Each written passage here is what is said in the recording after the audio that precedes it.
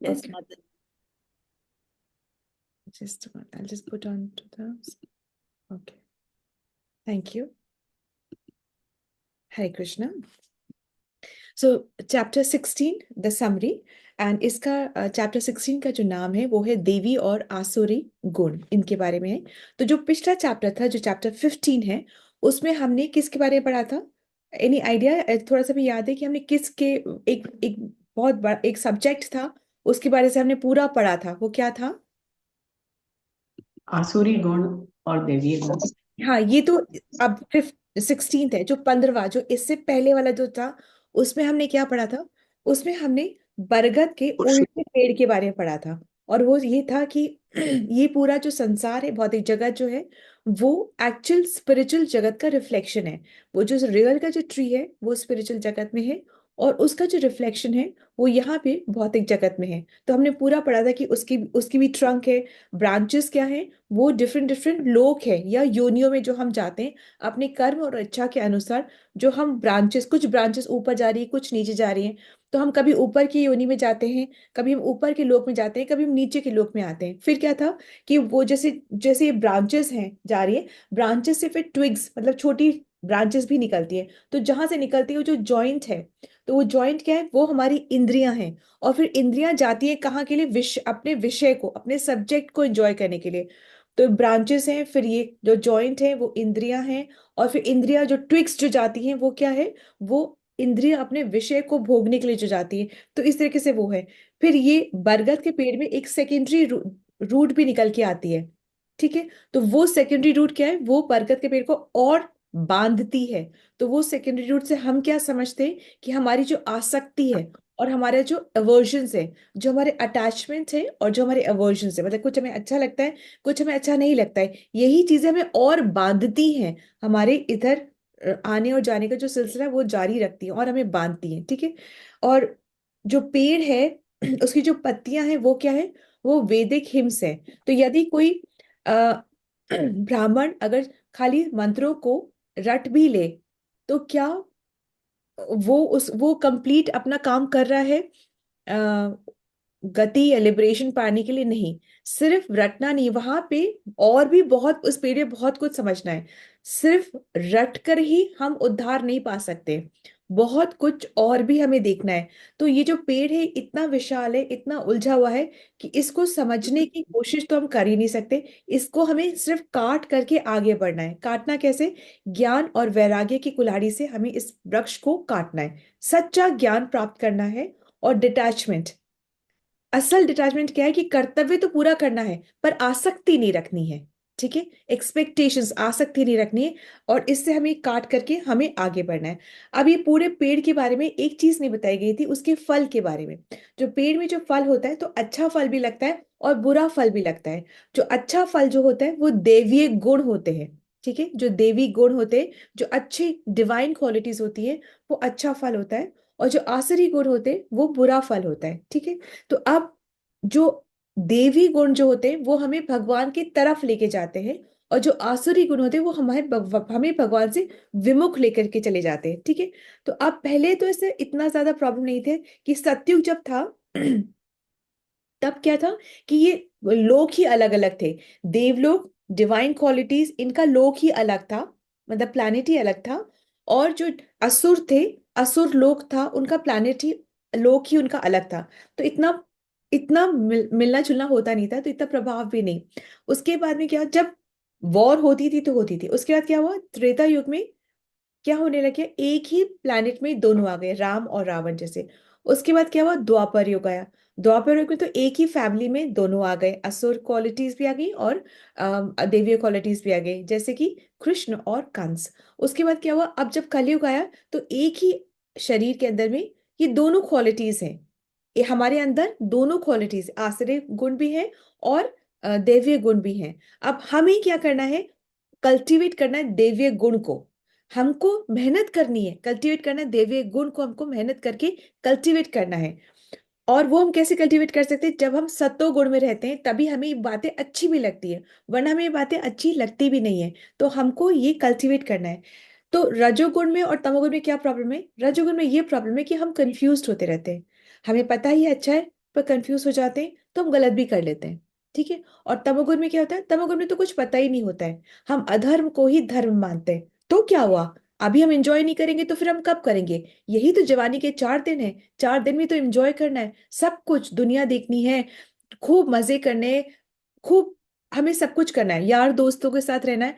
यार दोस्त वो नहीं है जो आपको हर शाम को पीने के लिए बाध्य करते हैं, पर यार दोस्त वो होते हैं जो आपको कृष्ण से मिलाते हैं। कोई भी रिश्ता यार दोस्ती का नहीं, सारे रिश्ते, एक माँ पिता का रिश्ता, एक फ्रेंड का रिश्ता, एक कोई भी रिश्ता तभी मान्य है जब वो रिश्ता आपको कृष्ण से कनेक्ट कराता है, वरना भगवान कहते हैं मैं उस रिश्ते को मानता ही नहीं हूं। ठीक है।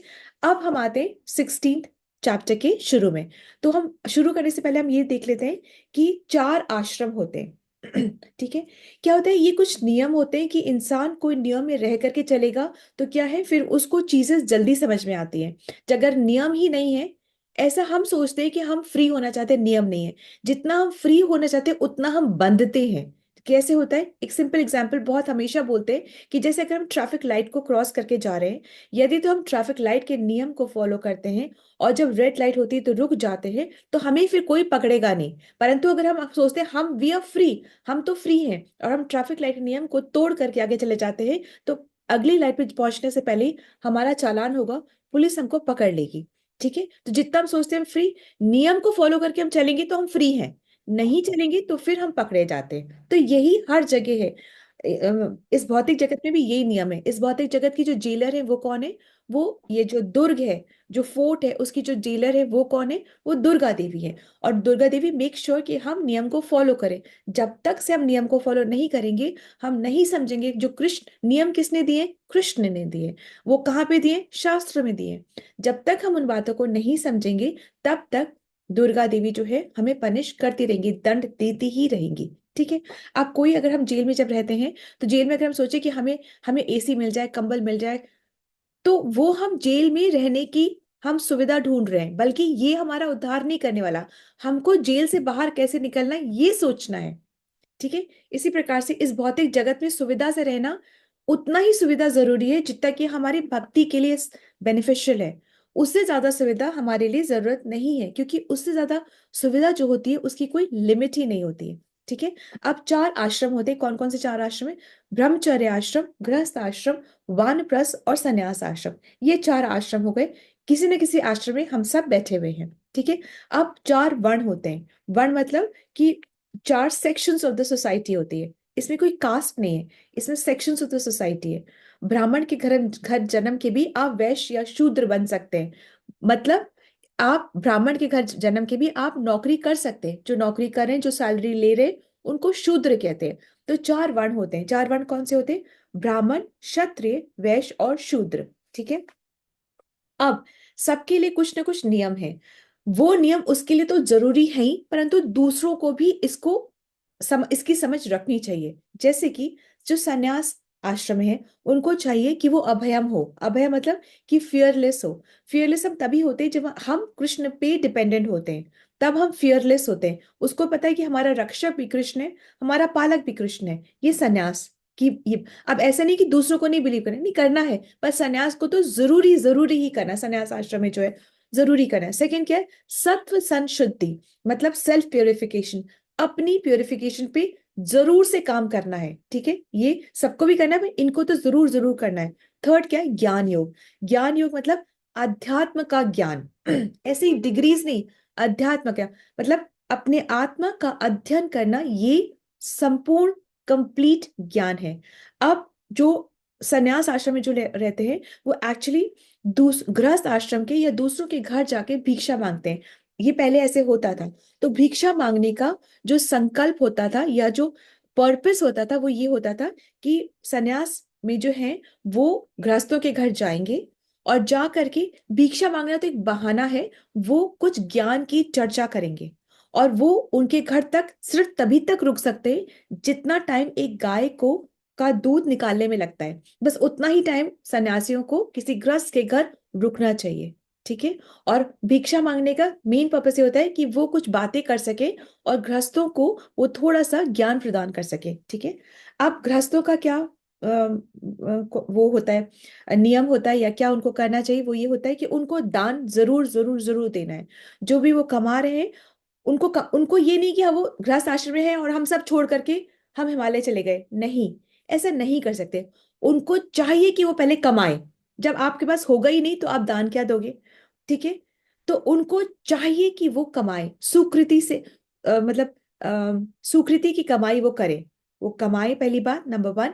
नंबर टू, अपनी फैमिली को मेंटेन करे, जो उन पे आश्रित है उनको मेंटेन करे, ये जरूरी है। थर्ड क्या है? थर्ड वो है, वो दान करे। दान कैसे करे? जहां पर कृष्ण की कॉन्शियसनेस जो है वो बढ़ती जाए, ऐसा ध्यान दान करे। वो ही दान उत्तम ज्ञान दान है, जहां पे कृष्णा कॉन्शियसनेस या किसी की स्पिरिचुअल लाइफ या स्पिरिचुअल जर्नी बढ़ती जाए, ऐसा दान परम दान है। परंतु ऑब्वियसली हम कंपैशनेट भी होते हैं, दया भी रखते हैं, तो अगर कोई सामने भूखा है तो आप उसको प्रसाद, अच्छा सा प्रसाद खिला सकते हैं। कोई के पास कपड़े नहीं तो आप उसको अच्छा सा भगवान को ऑफर करके आप उसको दे सकते हैं।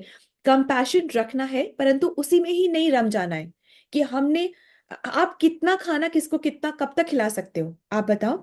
एक मील, दो मील, एक साल का आप स्पॉन्सर कर दोगे, पर उससे उसका उद्धार नहीं होगा। ठीक है। तो उद्धार करने की बातों पे सोचना है, वही दान उत्तम दान है। सेकंड क्या है? यज्ञ। गृहस्थ को सेकंड यज्ञ भी करना है। यज्ञ सबसे, यज्ञ क्या होता है? आहुति देना यज्ञ नहीं है। हर कार्य को जो कृष्ण की प्रसन्नता के लिए हो वो यज्ञ माना जाता है, number one. And number two, जो सबसे इंपॉर्टेंट यज्ञ इस कलयुग का, वो क्या है? संकीर्तन यज्ञ। तो गृहस्थों को चाहिए कि वो कुछ समय खुद भी बैठे, सबको लेकर के बैठे और संकीर्तन यज्ञ जरूर करें। इट इज अनिवार्य है। अगर हम मनुष्य जीवन में हैं और हम इन बातों का ध्यान नहीं रख रहे, तो ऐसा नहीं कि हम निकल जाएंगे, अरे हमें पता ही नहीं था हम क्या करें, नहीं, दंड मिलेगा। यदि तो हम किसी चीज में हैं, उसको यूटिलाइज नहीं कर रहे हैं, तो दंड मिलता है। ठीक है। थर्ड क्या है? दम। दम मतलब इंद्रिय निग्रह करना, मतलब ऐसा कि इंद्रिय को इस तरीके से एंगेज करना कि हमारी स्पिरिचुअल जर्नी बढ़ सके। ठीक है। ऐसा नहीं कि आंख को जो देखना है वो देखेंगे, कान को जो सुनना है, नहीं, देखना है, पर वो देखना है जिससे हमारी स्पिरिचुअल जर्नी बढ़ सके। ठीक है। तो ये गृहस्थ को ये तीन चीजें जरूर करनी है। आगे हम चलते हैं, ब्रह्मचर्य। ब्रह्मचर्य को चाहिए, जो ब्रह्मचर्य जीवन में जो स्टूडेंट लाइफ है, कि वो स्व अध्याय जरूर करे, मतलब वो वैदिक स्क्रिप्चर्स जो है उनको वो जरूर उसका अध्ययन करे। ठीक है। और ब्रह्मचर्य को जरूरी है कि वो सेलिबसी में रहे। ठीक है। गृहस्थ में आएंगे तब फिर वो सेलिबसी को त्याग सकते हैं, परंतु जब तक वो स्टूडेंट लाइफ में है, वो जरूरी है कि वो सेलिबसी में रहे। शुद्धता बहुत जरूरी होती है, तभी हमारे को स्ट्रेंथ मिलती है। क्यों शुद्ध होना चाहिए? क्यों हर हर स्टेज में हमें शुद्ध होना चाहिए? बिकॉज शुद्धता से स्ट्रेंथ मिलती है हमें अपने कार्य को पूर्णता से करने के लिए। ठीक है, नहीं तो बीच में ही छोड़ देते हैं। इसलिए वानप्रस्थ को चाहिए कि वो तप करे। तप मतलब तपस्या में रहे, कि हर चीज को वो, मतलब एक तप, खुश रहना तप है, भक्ति करना तप है, सहना तप है, पेशेंस रखना तप है, टॉलरेट करना तप है। वो तप में रहे, मतलब जो सही है उसको डिटर्मिनेशन के साथ पकड़ के रखे, वो तपस्या और सिंप्लिसिटी में रहे। क्यों? जिससे कि वो जगह बना सके अपनी स्पिरिचुअल लाइफ के लिए। यदि से तो सिंपल नहीं है, यदि से तो वो तपस्या में नहीं है, तो अपने जीवन में वो स्पिरिचुअल लाइफ को ज्यादा जगह नहीं दे पाएगा। इस तरह के। फिर चाहिए कि ब्राह्मण, ब्राह्मण को क्या चाहिए? उनको अहिंसा बहुत जरूर। अहिंसा का मतलब क्या था? Non violence. ठीक है। नॉन वायलेंस सिर्फ ये नहीं कि किसी को आपने जाके मार दिया तो वो ही वायलेंस हो गया, और किसी के नहीं मारा तो वो नॉन वायलेंस हो गया, ऐसा नहीं होता। अहिंसा का मतलब होता है कि आप किसी के जीवन में उसकी स्पिरिचुअल आध्यात्मिक ग्रोथ में बाधा नहीं डालेंगे। One second. अहिंसा का मतलब होता है कि आप किसी के भी जीवन में उसकी भक्ति में, उसके स्पिरिचुअल ग्रोथ में, उसके आध्यात्मिक ग्रोथ में बाधा नहीं डालेंगे। चाहे वो कटु वचन बोल के आपने बाधा डाल दी, चाहे आपने एक्शन से बाधा डाल दी, चाहे आपने सोच करके कि उसको कर्स करके बाधा डाल, आप किसी भी तरीके से किसी के भी जीवन में स्पिरिचुअल ग्रोथ में कोई भी बाधा नहीं डालेंगे। दैट्स कॉल्ड अहिंसा। ठीक है। That's is non violence. और इसमें ये भी आता है कि नो नो मीट ईटिंग, क्योंकि आपने किसी पशु या जानवर को मार ही दिया तो आपने उसकी स्पिरिचुअल जर्नी को रोक दिया। क्या आपने उसको जीवन दिया था? जब नहीं दिया था तो आप उसका जीवन ले भी नहीं सकते। यदि से तो दे सकते तो लेने का अधिकार है, यदि से तो नहीं दिया है तो आप उसकी स्पिरिचुअल जर्नी में बाधा नहीं डाल सकते हैं। Simple as that. Second, Satyam. ये किसकी बात चल रही है? ये ब्राह्मणों की बात चल रही है, ठीक है। ब्राह्मण को ट्रूथफुल होना बहुत जरूरी। ऐसी 12 क्वालिटीज ब्राह्मण के लिए जरूरी हैं, उसको करना ही करना है। तो फर्स्ट सत्य, अहिंसा हो गई। सेकंड सत्यम हो गया, ट्रूथफुल, उसको सत्य बोलना है। सत्यम, प्रियम और हितकर होना, तीनों चीज होनी चाहिए। हमने तो सच बोल दिया, हम अब हमें उसको बुरा लगे भला लगे, हम क्या कर सकते हैं? नहीं, हमें करना है। सत्य ऐसा ही बोलना है कि वो सच्चा हो, वो प्रिय हो, सुनने लायक हो, और दूसरा वो उसके लिए हितकर हो। बेफजूल की आप किसी की गॉसिप किसी को बता रहे हो कि हम तो सच बोल रहे हैं, हम तो उससे तीसरे का फायदा नहीं हो रहा है। तो हम सच बोल के हम क्या करें? और ये याद रखने वाली बात है कि गलतियां हम सब करते हैं। अभी हम किसी गलती पे पकड़े नहीं गए तो इसका मतलब ये नहीं कि हम चोर नहीं है, ठीक है। यदि से तो हम किसी की गलतियों को इस तरीके से फैलाएंगे और कभी हम उसके उसी सिचुएशन में आ जाते हैं तो हमारा क्या करें का क्या होगा वो हम सोच भी नहीं सकते। इसलिए हमेशा नम के रहना बहुत जरूरी है, ठीक है। उसके बाद में अक्रोध मतलब एब्सेंस ऑफ एंगर। जब गुस्सा आता है तो सबसे पहला प्रभाव तो बॉडी पर ही पड़ता है, ठीक। बॉडी कंटेमिनेट हो जाती है। बॉडी क्या होता है? वो दूषित हो जाती है। जो शरीर होता है दूषित। हम कैसे करते हैं? गुस्सा आते क्लेंच कर देते हैं फिस्ट को, मुंह का भाव अलग हो जाता है। तो ये सही नहीं है, इट्स नॉट। तो हमें क्या करना है? चाहे हमें कोई प्रोवोक भी क्यों ना करे तो भी हमें टॉलरेट करना है। करना है हमें टॉलरेट। नहीं सोचो कि नहीं हम हमें ही कर रहा है, हमको बोल रहा है, नहीं, हमें टॉलरेट करना है और पेशेंस के साथ करना है, चाहे कोई क्यों ना प्रोवोक भी क्यों ना करे तभी भी। उसके बाद क्या है? त्याग, रिनंसिएशन। हमें चीजों से लगाव ना करके जब जिस चीज को त्याग करने की जरूरत है उसकी क्षमता होनी चाहिए, ठीक है। कि इस तरीके से शांति मतलब कामनेस, दैट काम कंपोज बिहेवियर, ऐसे बॉडी लैंग्वेज काम होना चाहिए। अग्रेशन में ऐसे नहीं होना चाहिए, ठीक है। कंपोज होना चाहिए। जल्दी जल्दी जल्दी जल्दी करना, तेजी से करना, अग्रेसिव होके करना नहीं। आराम से कंपोज होकर के शुद्ध चित्त से फिर कार्य को करना। अपैशनम, अपैशनम का मतलब होता है कि किसी की निंदा न करना, किसी की निंदा नहीं करना। हम किसी को जज नहीं कर सकते, हमें नहीं पता वो किस परिस्थिति में क्या कर रहा है, तो नॉन जजमेंटल। हार्श नहीं बोलना किसी के लिए। फिर क्या है? दया। दया मतलब कि हमें सेंसिटिव होना है किसी की भावनाओं के प्रति। किसी के से व्यवहार करते वक्त हमें क्या होना है? बहुत रिफाइन होना है। उसकी स्पिरिचुअल जर्नी में जरा सा भी विघ्न ना आना चाहिए हमारी वजह से। तो हमें बहुत रिफाइन होना चाहिए, ठीक है। बहुत सोच समझ के बोलना है, ठीक है। Please be mindful of the mind. उसके बाद में क्या है? मारदवम। मारदवम का मतलब होता है कि अंदर से कोमल होना, सॉफ्ट हार्टेड होना। अंदर से कोमल होना एक क्वालिटी है जो कृष्ण को पसंद है, ब्राह्मणों को ये होना जरूरी है, ठीक है। फिर क्या? और हीर। हीर मतलब होता है लज्जा। लज्जा मतलब होता है मॉडेस्टी। इसका मतलब होता है कि कभी कोई गलती हो भी जाए तो उसको फट से गिल्टी होना चाहिए। ये नहीं कि अरे तो क्या फर्क पड़ता है, ऐसे नहीं, ऐसे नहीं करना। हमें गिल्ट फील करना है, तुरंत तुरंत उससे हमें गिल्ट फील करना है। हम सॉरी मांग सकते हैं, कुछ ऐसा व्यवहार कर सकते हैं जिससे वो ठीक हो जाए। मेक श्योर कि वो ठीक तो है ना, मतलब कि हमारी वजह से जो हुआ। तो अच्छा भाई सॉरी, हमने सॉरी बोल दिया, ठीक है। अब तुम नहीं सॉरी एक्सपेक्ट करो, तुम जानो तुम्हारा काम जाने, नहीं। चेक ऑन द पर्सन कि वो ठीक है ना, सॉरी बोला तो ठीक तो है ना, ऐसे मतलब इट्स कोमल हार्ट होना जरूरी है। ये भगवान ने क्वालिटीज दे रखी है, यहाँ पे कोई हम एक्स्ट्रा नहीं बोल रहे हैं। ये इंसानों की क्वालिटी है, इसमें कोई हम बहुत बड़े महान आत्मा नहीं बन जाएंगे। ये इंसान होने की छोटी सी क्वालिटी है जो भगवान चाहते हैं हम सब में हो, इतनी सी। फिर क्या है? चापलम। चापलम मतलब कि फिकल माइंडेड नहीं होना। अभी ये तो अभी वो, अभी ये तो वो। ऐसे फिकल माइंडेड होंगे ना तो हम काम को शुरू तो करेंगे परंतु पूरा नहीं कर पाएंगे। तो फिकल माइंडेड नहीं होना। आगे क्या? आजवम। आजवम मतलब स्ट्रेट फॉरवर्ड, मतलब जो है सच बोलना। अब जैसे बड़ा चढ़ा के नहीं बोलना, अरे पता है क्या, हजारों की संख्या में आदमी हमारे घर के बाहर आ गए, चाहे चार ही आए हो, है ना, ऐसे नहीं।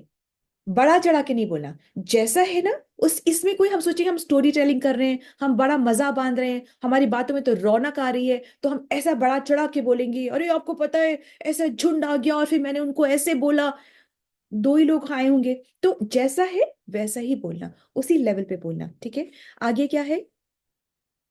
अलोलुप्त्वम। अलोलुप्त्वम मतलब होता है कि लैक,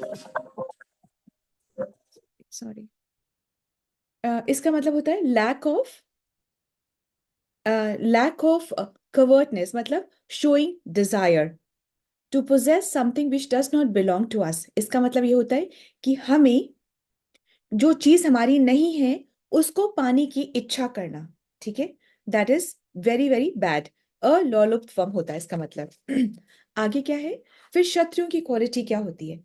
शत्रुओं की क्वालिटी होती है, एक होता है तेज। तेज होता है विगर। विगर यानी कि जब हमारा मन शुद्ध होगा तो हम में वो पावर होगी, तो हम में वो एक वो शक्ति होगी, एक विगर, एक तेज होगा कार्य को पूरा करने के लिए। ये शत्रुओं के लिए वो तेज होना जरूरी है, ठीक है। ऐसे हल्के से वो लड़ाई युद्ध नहीं कर सकते, उनमें वो पावर होना जरूरी है। और पावर तभी होता है जब हमारा चित्त शुद्ध होता है। जैसे अगर नदी में बहुत ज्यादा वेव्स है तो हमें तलहटी दिखती नहीं है, ठीक है। परंतु अगर नदी शांत है तो हमें नीचे का तलहटी भी दिख जाती है। तो अगर हमारा मन शांत होगा तो हम चीजों पे फोकस ठीक से कर सकते हैं, ठीक है। सेकंड, नेक्स्ट नेक्स्ट क्या है क्षत्रिय का? पहले तो तेज हो गया, नेक्स्ट है क्षमा, फॉरगिवनेस। ये जरूरी है। अब ऐसा नहीं कि किसी एक घाव को लेके हम बैठे हुए हैं, क्षत्रियो का ऐसे नहीं होना चाहिए, क्योंकि फिर वो आगे कार्य नहीं कर सकते, ठीक है। ऐसा नहीं कि आप दूसरे लोग लेकर के बैठ जाए, नहीं, दूसरे लोगों को भी नहीं बैठना है। परंतु क्षत्रियो के लिए बहुत इंपॉर्टेंट है कि किसी एक बात को, कि अब जनरेशंस की फाइट चल रही है, ऐसे नहीं होना चाहिए। अपने घाव को भरना आना चाहिए क्षत्रियो को, जिससे कि जो चीज के लिए फाइट करना है उसी के लिए वो फाइट करें। ऐसे जनरेशंस तक फाइट चल रही है, दैट इज नॉट अलाउड। ये कृष्ण खुद बोल रहे हैं, ठीक है। उसके बाद क्या है? धृति। धृति मतलब कि कठिन परिस्थिति में साहस मेंटेन करना, डिफिकल्ट सिचुएशंस में इनर स्ट्रेंथ को रखना, that is called fortitude. Fortitude मतलब धृति, मतलब कि परिस्थिति कठिन आएंगी ही, परंतु क्षत्रिय को चाहिए कि वो अपना संयम बना के रखे, जिससे डिसीजंस वो ठीक तरीके से ले सके, ठीक है।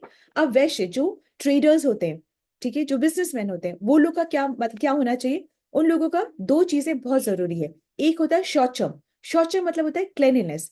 क्लेनिनेस मतलब होता है कि अपने बिजनेस डीलिंग में उनको बिल्कुल क्लीन होना है। They have to be very clean in their business dealings, ठीक है। सेकेंडली अद्रोह। अद्रोह मतलब कि बेयरिंग एनिमिटी, मतलब कि किसी से हमें दुश्मनी नहीं लेनी है, क्योंकि दुश्मनी से क्या होगा? हमारा स्पिरिचुअल जो पाथ है वो बाधित हो जाएगा। जो हमारा स्पिरिचुअल पाथ है वो हमारा बाधित हो जाएगा। इसलिए बिजनेसमैन को क्या चाहिए? एक तो क्लेanलीनेस, अपनी अपनी बिजनेस डीलिंग्स में हमको बिल्कुल क्लीन होना है। सेकंड, अद्रोह मतलब कि अपने प्रति कोई दुश्मन को नहीं बनाना है, ठीक है। इससे क्या होगा? हम उसी के बारे में सोचते रहेंगे, हमारी जो स्पिरिचुअल जो जर्नी है वो हमारी थोड़ी बाधित हो जाएगी, ठीक है। अब शूद्र। शूद्र का मतलब क्या होता है? शूद्र इज द ओके। शूद्र का मतलब होता है कि जो कि सैलरी उठाता है वो उसको शूद्र कहलाते हैं। अब शूद्र को चाहिए न अति मान्यता, मतलब कि उसको वैनिटी नहीं, मतलब कि वैनिटी मतलब कि उसको एक्सेसिव प्राइड नहीं होना चाहिए। उसको ये नहीं होना चाहिए कि मेरा मान सम्मान होना चाहिए हर जगह पे, नंबर वन। और नंबर टू, उसको ज्यादा अपना बोस्ट नहीं करना चाहिए। मुझे तो ये अचीवमेंट हुआ, मुझे तो वो अचीवमेंट हुआ, और मैं तो ऐसा दिखता हूँ, देखो मैंने, देखो मेरी घड़ी भी देखो, मेरा ये भी देखो, मेरे देखो मैंने कितने अच्छे से पहना हुआ है, सब ज्यादा अपना लुक और अपने बारे में बोस्टफुल नहीं होना चाहिए, ठीक है। ज्यादा कि हमारा मान सम्मान हो, ये सब नहीं होना चाहिए, ठीक है। So this is very very important कि अपना मान सम्मान हो, इसकी अभिलाषा नहीं रखनी है किसको? बिजनेसमैन को या ट्रेडर्स को। और दूसरा क्या है? अपना बोस्ट नहीं करना है ज्यादा, ठीक है। ये it's very very important, excessive pride नहीं रखना है, वेरी वेरी इंपॉर्टेंट। अब ये तो हमारे को 26 क्वालिटी बताई भगवान ने, डिवाइन क्वालिटीज।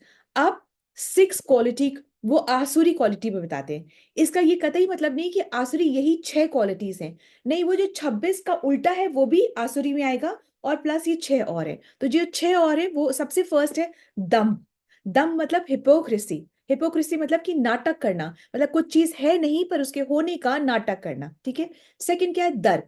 दर्प मतलब होता है एरोगेंस। इसका मतलब क्या है कि कुछ चीज है आपके पास में, अच्छी शिक्षा हो सकती है, अच्छा परिवार हो सकता है, आपके पास बहुत रिसोर्सेस हो सकते हैं, आपका नाम हो सकता है, आपका समाज में बहुत ज्यादा दबदबा हो सकता है, परंतु उसके प्रति आपको एरोगेंस नहीं होना चाहिए। ठीक है। थर्ड क्या है? अभिमान। अभिमान मतलब कंसीट, इसका मतलब अहंकार। आपको अहंकार नहीं रखना है। ये एक कौन सी आसुरी क्वालिटी हो जाती है? अहंकार नहीं रखना है। इसका मतलब कि हमारा मान सम्मान हो हर जगह, इसकी अभिलाषा नहीं रखनी है। फिर क्या? क्रोध। क्रोध मतलब एंगर, दिस इज ऑल्सो, ये आसुरी गुण होते हैं, क्योंकि हम क्रोध में ऐसा कर जाते हैं जिसको कि हम बाद में फिर रिग्रेट ही करते हैं। ठीक है ना। अब आगे है निष्ठुरता। निष्ठुरता मतलब कि गंदे वचन नहीं बोलना है, किसी को खर्च करना है, किसी को गाली गलौज से बात करना है कि हमारे वो गलत है, ऐसे नहीं करना है। ये छह की क्वालिटी ना, दंभ, दर्प, अभिमान, पारुष्यम, पारुष्यम सॉरी, एक और पारुष्यम भी है, मतलब कि किसी को नुकसान नहीं पहुंचाना, क्रुएल्टी नहीं करना, चाहे वो कोई भी जीव हो। ऐसा नहीं सोचना कि अरे तो आत्मा तो मरती नहीं, तो हम उसको मार भी तो क्या फर्क पड़ता है, वो मरेगा है थोड़ी ना, बॉडी ही तो मरी है, हमने कुछ और थोड़ी माना है। इस तरीके से हम किसी से भी बदला ले सकते हैं, किसी को भी मार के खा सकते हैं, क्योंकि क्या है कि हम किसी को भी मार के खाएंगे, बॉडी ही तो मरी है, आत्मा तो फिर भी जीवित है, नहीं, ऐसे नहीं। ठीक है। और निष्ठुरता मतलब गंदे वचन बोलना। तो ये छह क्वालिटीज, दम, दर्प, अभिमान, क्रोध, पारुष्यम, निष्ठुरता, ये छह क्वालिटीज है जो कि आसुरी क्वालिटीज है। और ये आती किस लिए? अज्ञानता की वजह से ये क्वालिटीज आती हैं। जब हम अज्ञान, जब हमें वो ज्ञान नहीं होता तब ये क्वालिटीज आती हैं। ठीक है। अब जो सतगुण में है उन चीजों पे विचार करता है। ठीक है। जो सतगुण में है वो भक्ति कर पा सकता है, और जिसने भक्ति कर ली वो मुक्ति तक पहुंचेगा ही पहुंचेगा। दिस इज शॉर्ट शॉर्ट, वो मुक्ति तक हरे पहुंचेगा। कृष्णा माता जी, पारुषिकता का एक बार फिर से बता दीजिए। पारिशुद्ध का मतलब होता है कि नो क्रुएल्टी, मतलब हमें किसी को हार्म नहीं पहुंचाना। ये सोचना कि हमने किसी का कत्ल ही कर दिया तो क्या हुआ, शरीर को तो मारा है, आत्मा तो फिर भी जिंदा ही है, हाँ, कभी ना मरती है ना कभी उसको कुछ कर सकते हैं। ये होता है पारुष्यम का मतलब। इस की माता जी, मतलब किसी पे क्रुएल्टी या हार्शनेस नहीं होना किसी के प्रति। थैंक यू माता जी, थैंक यू, हरे ठीक कृष्णा। है। Thank you so much for asking. So तो जो भक्ति करेगा वो मुक्ति तक पहुंचेगा ही पहुंचेगा। तो जो रजो और तमो में जो रहेगा वो पाप करेगा ही करेगा, और जो पाप करेगा ही करेगा फिर उसका क्या होगा? वो नरक में जाएगा ही जाएगा। ठीक है। तो वो पाप जो कर, जैसे भक्ति ही भक्ति को जन्म देती है, वैसे पाप पाप को जन्म देता है। Is that okay? जैसे भक्ति भक्ति को जन्म देती है, वैसे पाप जो है वो पाप को जन्म देता है। ठीक है। Just a moment. ओके। तो अब क्या हुआ? अर्जुन सोचने लगा कि क्या मैं असुर हूं, क्योंकि मैं तो युद्ध कर रहा हूं, करूंगा, और युद्ध करूंगा तो मुझे तो कटु भी बोलना पड़ेगा, मुझे तो स्ट्रैटेजी भी करनी पड़ेगी, मुझे तो मारना ही पड़ेगा, मुझे तो बहुत हानि भी पहुंचानी पड़ेगी। तो क्या मैं असुर हूं? ऐसा उसने सोचा।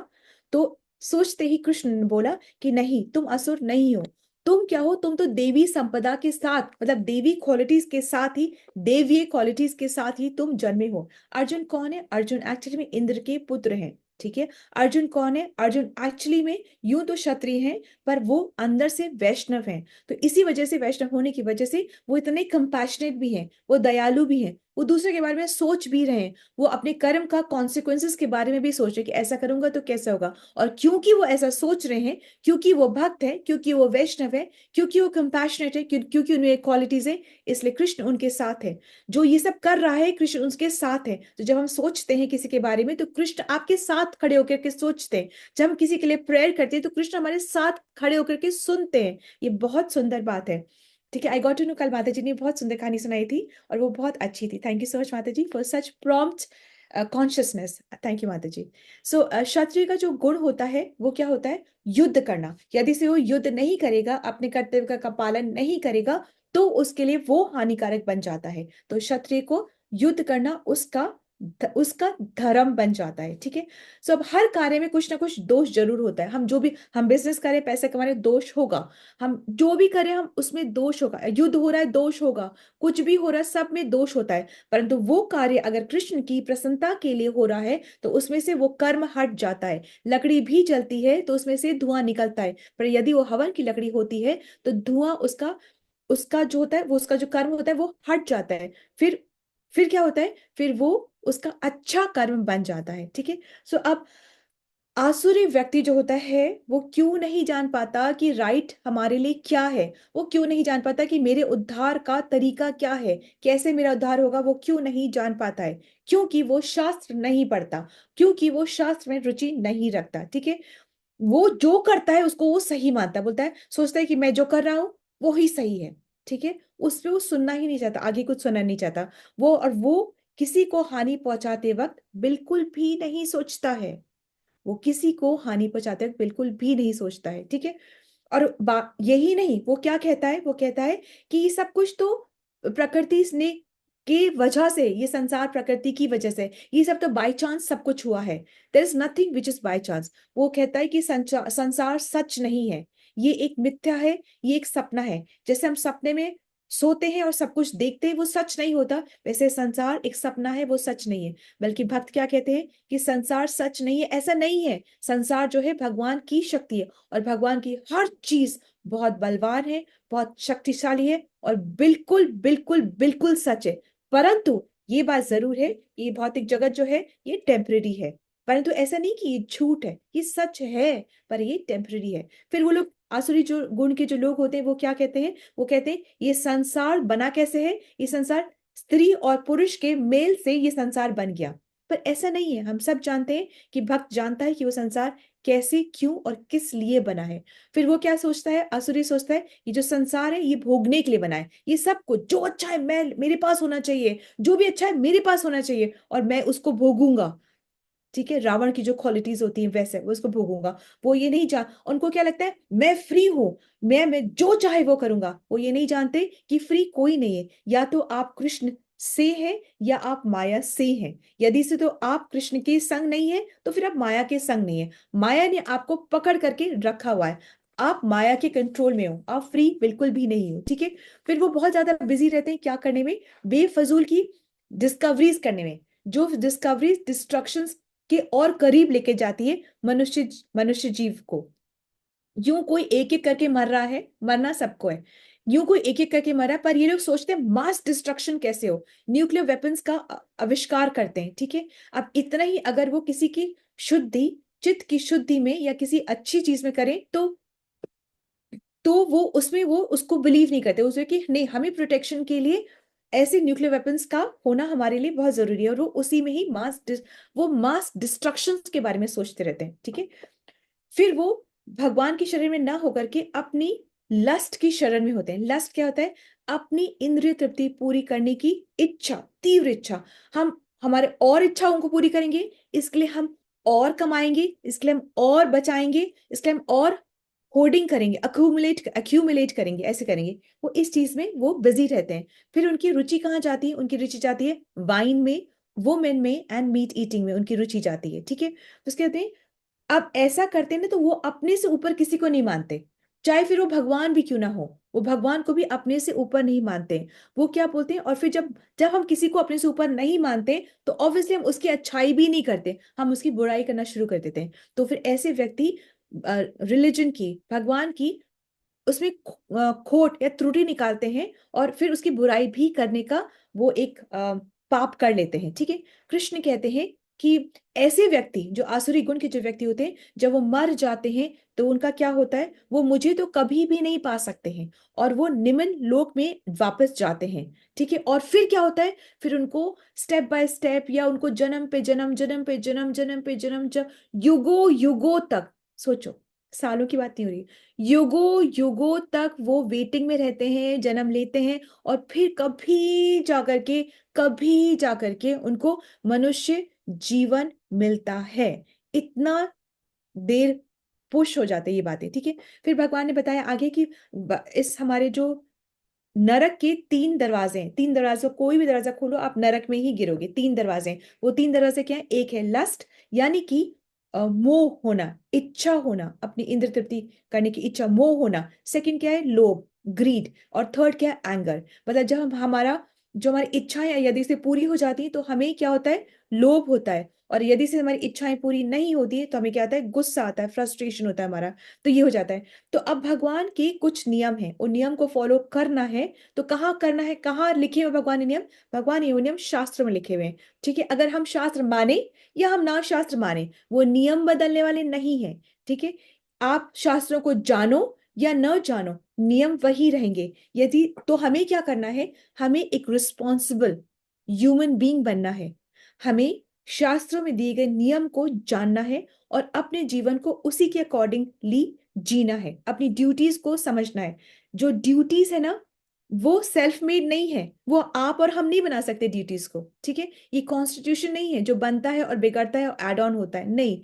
ये ड्यूटीज हैं जो कि भगवान ने ऑलरेडी बना दी हैं, हमें सिर्फ उनको एज इट इज एब्जॉर्ब करना है। ठीक है, और हमारी ड्यूटी इस मानव जीवन में क्या है कि हम जो अपना भूला हुआ जो रिश्ता है भगवान से, उसको हमें रीस्टैब्लिश करना है। ये हमारा और भगवान का जो रिश्ता है, रीस्टैब्लिश हमारा होना है। ठीक है, तो अब जो हमने कुछ बातें, एक और दो चीज सीखी थी, वो ये थी कि कर्म कांड करके, ये इस चैप्टर का हिस्सा नहीं है पर हमने क्योंकि डिस्कशन किया था इसलिए हम इसकी वापस से चर्चा करें कि कर्म कांड करके जो व्यक्ति स्वर्ग तक पहुंचता है, वो जब उसके कर्मों का जो जो क्रेडिट है वो खत्म हो जाता है, तो वो उसको वापस भेज दिया जाता है। और इसी तरीके से जो भक्त है, वो जब स्वर्ग पहुंचता है तो उसको भेजा नहीं जाता, परंतु वो अपनी इच्छा पे खुद आधारित होता है। जब वो खुद ऊब जाता है और वो खुद से जाना चाहता है, तब वो जाता है वहां से हटता है। ठीक है, सो इस तरीके से एक है। और एक और हमने जो सीखा था वो ये था कि अगर भगवान यदि हमारे हृदय में ही बसते हैं, तो क्यों नहीं वो हमें अच्छा करने की बुद्धि देते हैं, क्यों नहीं हमें वो सतोगुण में डालते हैं। तो क्या भगवान इतना सा नहीं कर सकते? तो भगवान सब कर सकते हैं, परंतु भगवान ऐसे हमें उठा करके सतोगुण में डाल देंगे तो हमारा वहां मन लगेगा ही नहीं, हमारा वहां दीदा लगेगा ही नहीं। क्यों? क्योंकि हमारी ग्रूमिंग नहीं हुई है, हमें आकर्षण हुआ ही नहीं, हमें प्रेम हुआ ही नहीं कृष्ण से। तो हम वापस से पाप कर्म करेंगे और वापस से हम फॉल करेंगे। इसलिए भगवान चाहते हैं कि हम ग्रूम्ड हो, हमारी ग्रूमिंग हो, और हम स्वेच्छा से, हम अपनी इच्छा से भगवान से प्रेम कर पाए। जब हम अपनी इच्छा से भगवान से प्रेम कर पाएंगे तो फिर हमारी गति आगे बढ़ेगी। ठीक है, इच्छा से तो ग्रूमिंग हमारी बहुत जरूरी होती है। और भगवान चाहते हैं वो जो फ्री विल, जो छोटी सी हमारे को फ्री विल दे रखी है, उस फ्री विल को यूज करके हम कृष्ण को चूज करें, जबरदस्ती नहीं चाहते भगवान। तो ये हमारी फ्री विल का, हम जब चूज करेंगे तब कृष्ण हमारे संग होंगे। जब हम नहीं चूज करेंगे तो कृष्ण हमें कभी भी जोर जबरदस्ती नहीं करेंगे। तो जो ओरिजिनल जो असुर होते हैं, उनको मारने के लिए भगवान आते हैं। ओरिजिनल असुर, इमेजिन हिरण्यकशिपु, कितने बड़े बड़े असुर हैं। तो हम इतने बड़े असुर तो नहीं बन सकते कि भगवान आएंगे हमें मारने के लिए। तो बेटर क्या है कि हम भक्ति कल्टीवेट करें, अच्छे गुण को कल्टीवेट करें, और फिर हम भक्ति के रास्ते से, सुविधा के मार्ग से, आसानी से, बिना कष्ट दिए ज्यादा अपने को, और हम भक्ति के मार्ग से हम भगवान के धाम पहुंच सके। So do not plan to be a big असुर, but plan to be a good भक्त। Hare Krishna, Danupram. This is the understanding from this chapter. This is a summary of the chapter. Srila Prabhupada ki jai, Srimad Bhagavad Gita ki jai. And today is the disappearance day of Srila Prabhupada, and he will be very, very happy to hear that we are reading Bhagavad Gita, we are understanding Bhagavad Gita, and we are trying to, हम प्रयास कर रहे हैं कि हम इस पद पर, इस चिन्ह पर, इन पद पर हम चल सकें। हरे कृष्णा, धन्यवाद। Thank you. You can stop the recording, Mataji. Hare Krishna. Ritu Mataji, please stop the recording and let's go move on to another seva. We will just move on to the two Aarti's now. हम दो आरती ही करेंगे। हरे Krishna. Hare Krishna. Mataji, have you stopped the recording? Ritu Mataji? Can somebody please type? Mataji, recording is happening. And Mataji is not around? I can't see her. Oh, not a problem. Let's do the Aarti, Mataji. It's okay. Hare Krishna. हरे कृष्णा। नरसिंह भगवान की जय। नमस्ते नरसिंहाय, नमस्ते नरसिंहाय, प्रहलाद लादिदायिनी, हिरण्याकशिपो वृषया, शिलाटंका नाखालाई, इतो नरसिंह परितो नरसिंह, यतो यतो यामि ततो न सिंह बहिर्नसिंह हृदये नसिंह नरसिंहमदिं शरणं प्रपगे तब कर कमल